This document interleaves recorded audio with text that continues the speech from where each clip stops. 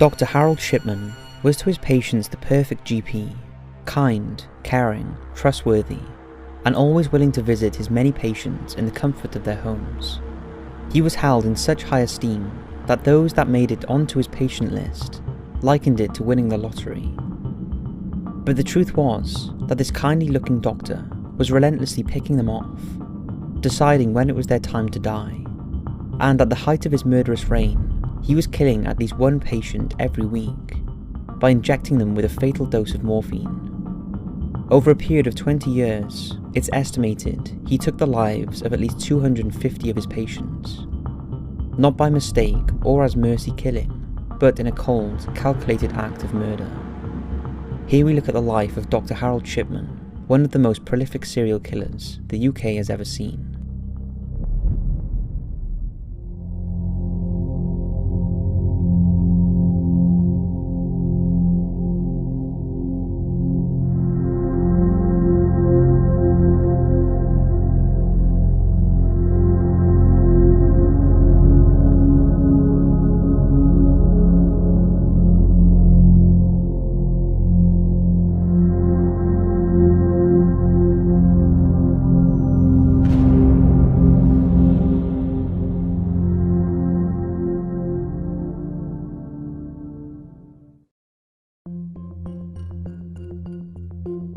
Harold Frederick Shipman was born on the 14th of January 1946 in Nottingham, England, and was the middle child of devout Methodist Vera and Harold Shipman. He had an older sister Pauline and a younger brother Clive.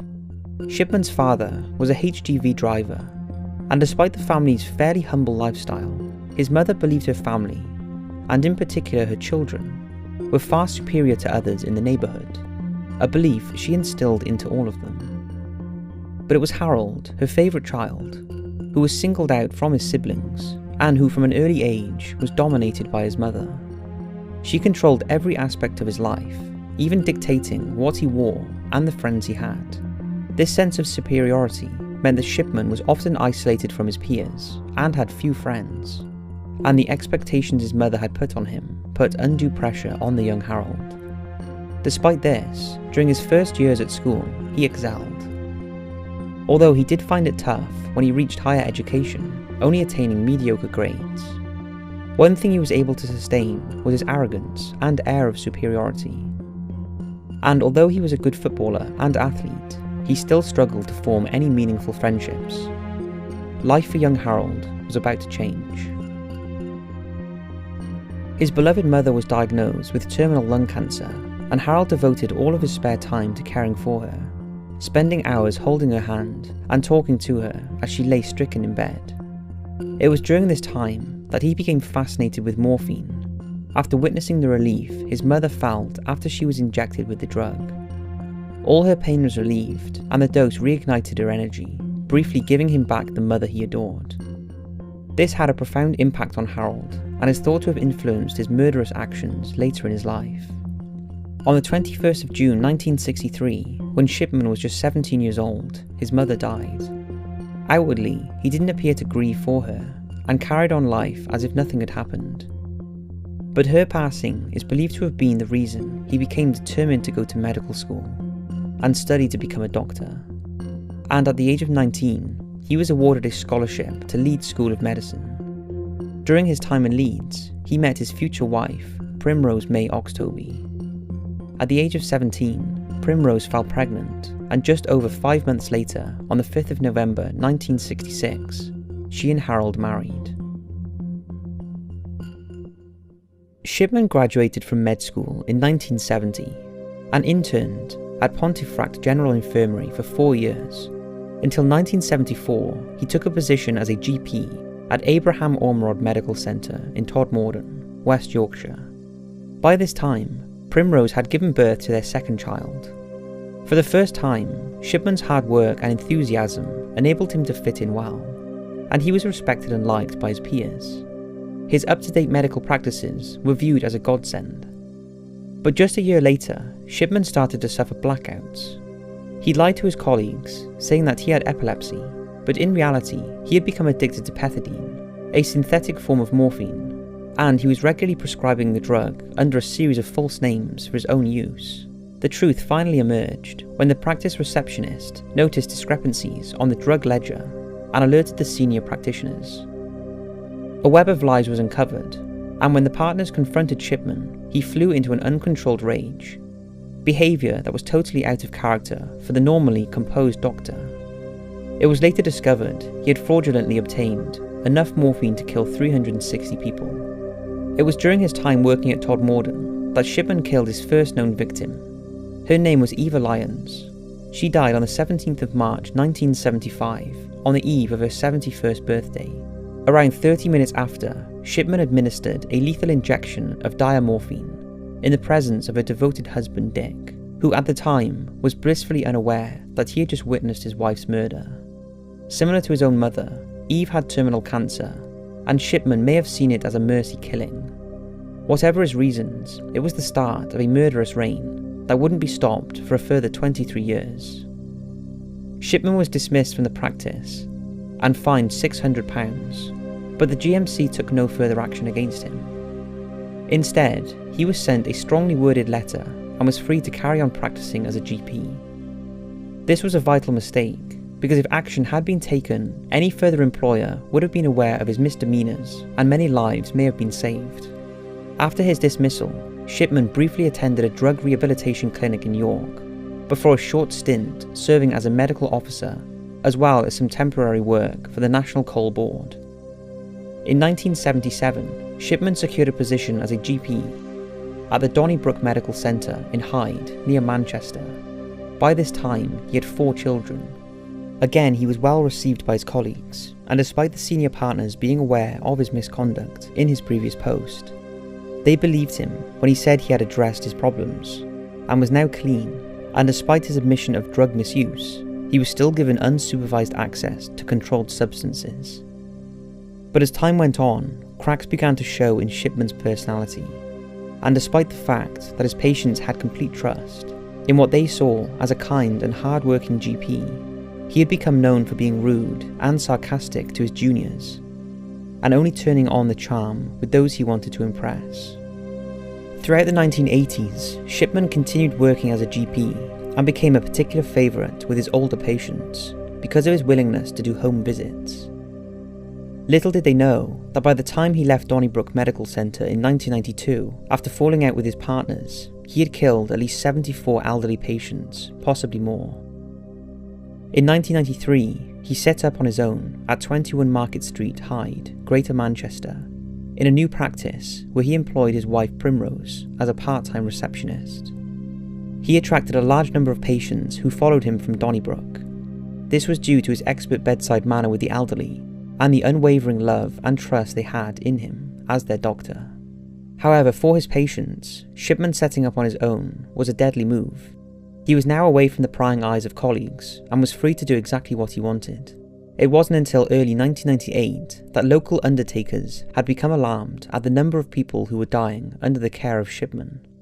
They also noticed that most of the dead were elderly women who were found in their own homes, either sitting in an armchair or lying on their beds, fully clothed and seemingly comfortable, unusual positions for most people to die. Around the same time, doctors at the neighbouring Brook Surgery were also becoming concerned about the number of cremation forms they were being asked to sign by Shipman. As is required by British law, a doctor from an unrelated practice was required to countersign the cremation forms issued by the deceased doctor. In light of these concerns, they did a bit of investigating themselves and discovered that in 1997 alone, 41 of Shipman's elderly patients had died at home, and all of them had been cremated. This equated to a 10 times higher death rate with his patients compared to theirs. In fact, they became so suspicious that they reported the matter to the local coroner, who notified the police.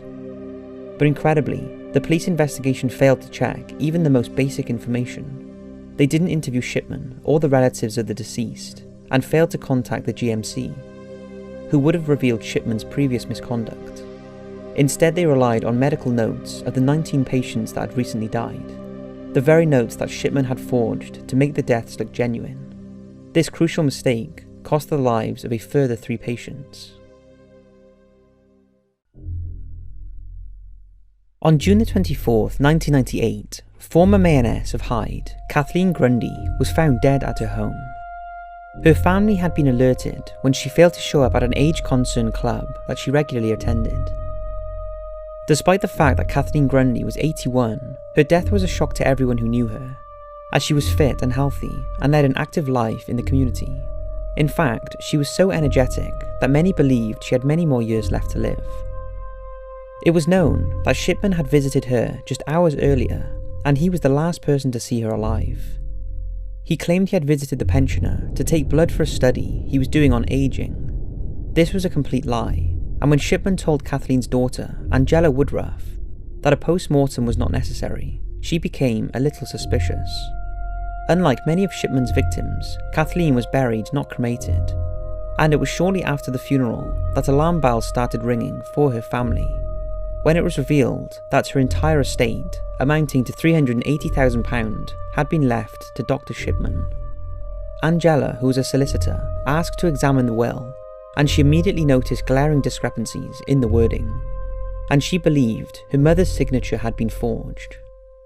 In fact, the whole document seemed amateurish, and she immediately became suspicious and called the police. Shipman was arrested on September 7th, 1998, and was held at Ashton-under-Lyne Police Station, where he was questioned about the death of Mrs. Grundy. Throughout the questioning, Shipman was dismissive and rude, and even suggested that 81-year-old Mrs. Grundy was a drug user.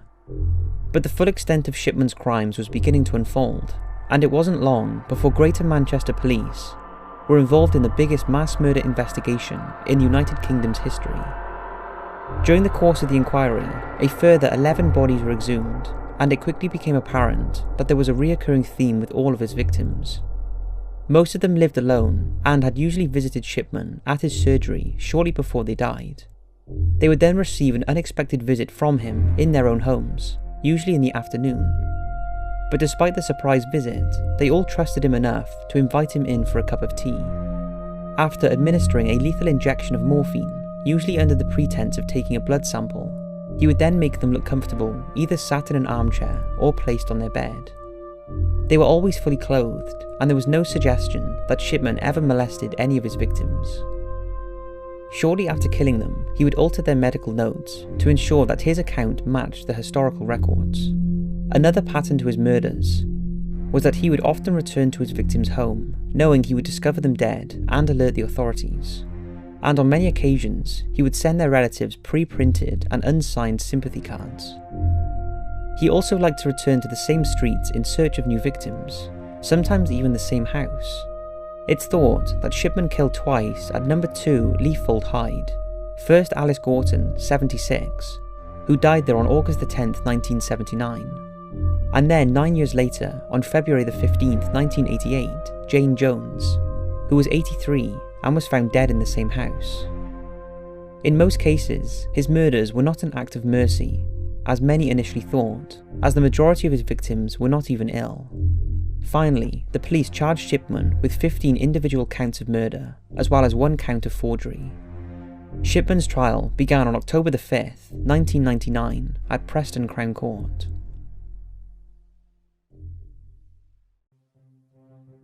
The prosecution stated that Shipman had killed because he enjoyed exercising control over life and death, and rejected any claims that he had been acting out of compassion.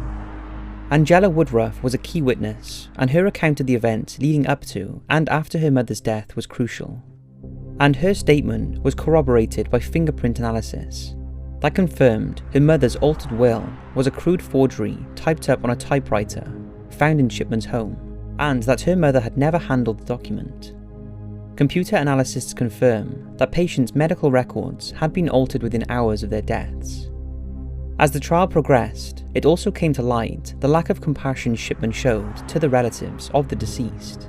He was always reluctant to attempt revivals of his patients, and often he would pretend to call emergency services in the presence of relatives, knowing their loved ones were already dead, although records showed no actual calls were ever made.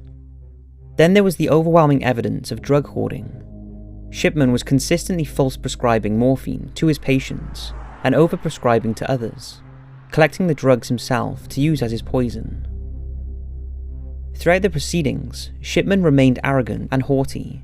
He constantly changed his story and was far from the caring doctor his devoted patients portrayed. After hearing all the evidence, the jury was sufficiently convinced of Shipman's guilt and unanimously found him guilty on all charges, 15 counts of murder and 1 of forgery. The judge passed 15 life sentences, as well as a 4-year sentence for forgery, which he commuted to a whole life term, removing any possibility that Shipman would be released. Neither Shipman or his wife Primrose showed any emotion when the verdict and sentencing were read out. Shipman became the only British doctor in the country's legal history to be convicted of murdering his patients, although he was only found guilty of killing 15.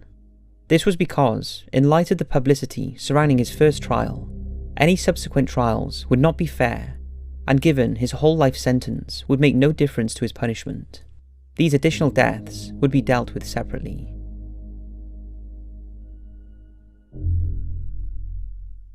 In the aftermath of the trial, various inquiries and audits were carried out on Shipman's patients, and the overwhelming verdict was that it was likely he killed at least 236 of his patients. The majority of these were killed between 1975 and 1998. However, there was a likelihood that he started murdering his patients as far back as 1971, shortly after he obtained his medical license, but due to insufficient evidence and records, this has never been officially proven. Most of his victims were elderly women who lived alone, but he also killed men, and his youngest confirmed victim was in fact a 41-year-old man. He was also suspected of killing 4-year-old Susie Garfitt in 1972, who, although was gravely ill, died unexpectedly while under Shipman's care at Pontefract General Infirmary. It was concluded that all of his victims died peacefully in the comfort of their own homes, except for one who he killed at his surgery. After death, he always rejected a post-mortem and urged the families to cremate their loved ones, although on some occasions this didn't happen. Although it's not thought money was ever a motive, over £10,000 worth of jewellery was found in the garage of the family home, jewellery that Primrose was very reluctant to hand back.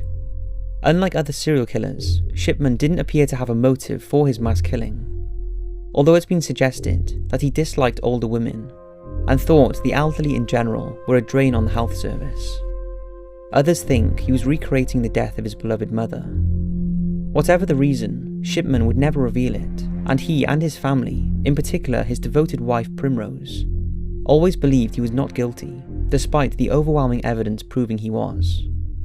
Throughout his incarceration, Shipman protested his innocence and never apologised or showed any signs of remorse for his actions. His wife visited him as often as she was allowed, and the pair exchanged numerous love letters. Witnesses who observed their visits said the couple chatted and held hands like a couple of love-struck teenagers.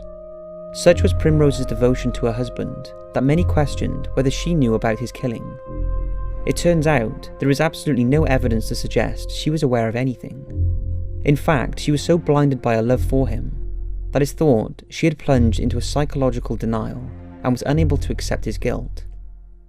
In June 2003, Shipman was moved from Durham Prison to Wakefield Prison, one of England's most notorious jails, nicknamed Monster Mansion, and it houses some of Britain's vilest criminals. Harold Shipman thought he was far too good for that place. On January 13th, 2004, on the eve of his 58th birthday, Shipman hanged himself in his cell using his bedsheets. The British tabloids were jubilant about the death of the man they had dubbed Dr. Death. But for his victims' families, this felt like an easy way out for him. A cowardice act that deprived them of an explanation as to why he murdered their loved ones. And in a final calculated twist, it was revealed Shipman timed his suicide so that his wife would receive the maximum £100,000 pension payout. If he had waited until after his 60th birthday, this would have been drastically reduced. So it seems that right until the end, Shipman had control. And as he had with over 250 others, he chose when it was time to die.